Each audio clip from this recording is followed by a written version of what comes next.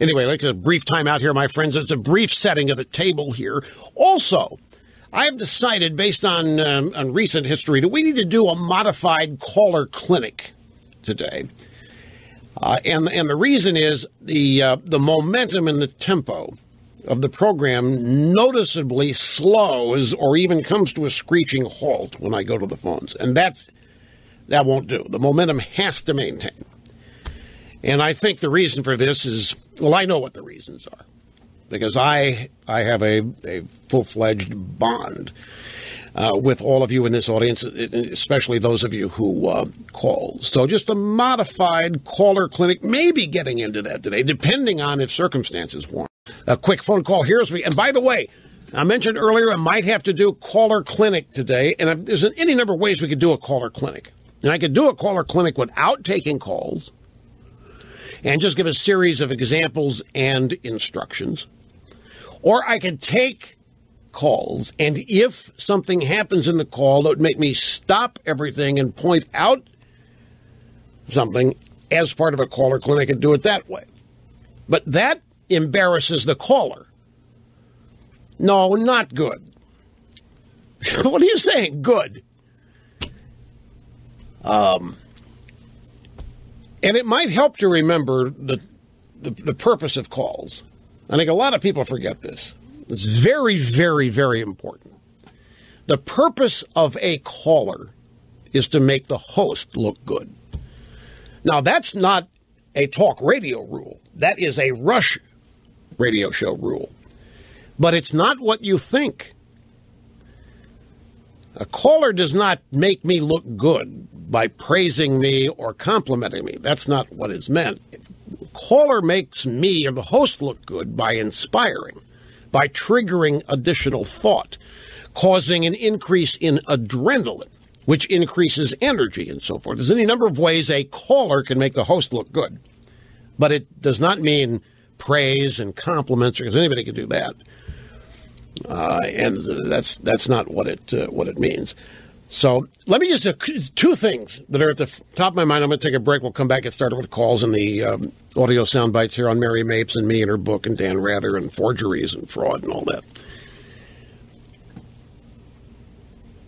One of the things I think that callers do not know, and I'm picking this up because of what callers say, increasingly, a number of callers are saying, as I was telling your screener. Folks, you need to know, I do not talk to the screener about your call. He does not tell me what you said. I have no idea what you've told the screener, and I don't want to know what you've told the screener. What you have told the screener is relevant only in the sense that qualifies you to get on the air. But I think a lot of people think that they're on hold for so long that before I get to a call, I'm going to have a little conference here and Snerdley's going to say, this caller wants to say this and said this and said that. That does not happen. The only thing I know is there is a call screener computer here, and it lists every caller, their first name, and where they say they're calling from. And it has a one-line summary of what they want to talk about. That's it. I don't know what they're going to say about it. I don't know anything other than the general outline idea and the name. I don't know. I know the gender, but I don't know the age or anything.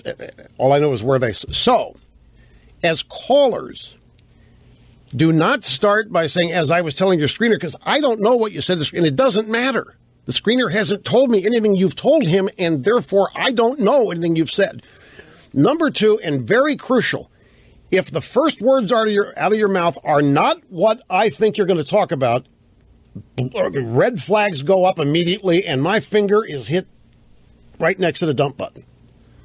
It's not that I suspect fraud. It's that I don't want to waste time here. If you say that you want to call about Hillary and her debate performance and you start off talking about Trump and something else, then wait a minute, something doesn't compute. I get suspicious, a little concerned. And what happens, the whole momentum that we build up slows down. And I don't want to have to spend valuable time steering the caller back to what the caller wanted to talk about in the first place. So If you are approved and screened to get on the program, talk about X, make sure that when we come to you, talk about X. Otherwise, well, you know, I never hang up on anybody, as you well know. Nobody is treated rudely on this program. But it can slow things down, and the worst thing that can happen is for the momentum to be brought to a screeching halt. And if you hear me say, hi, so-and-so, you're up, welcome, that means you're on the air. That is not another stand by, you're up in 10 seconds. That means it's happened, you're here. What should have happened is that Mr. Snerdley should have given you a heads up that you're next and to stand by.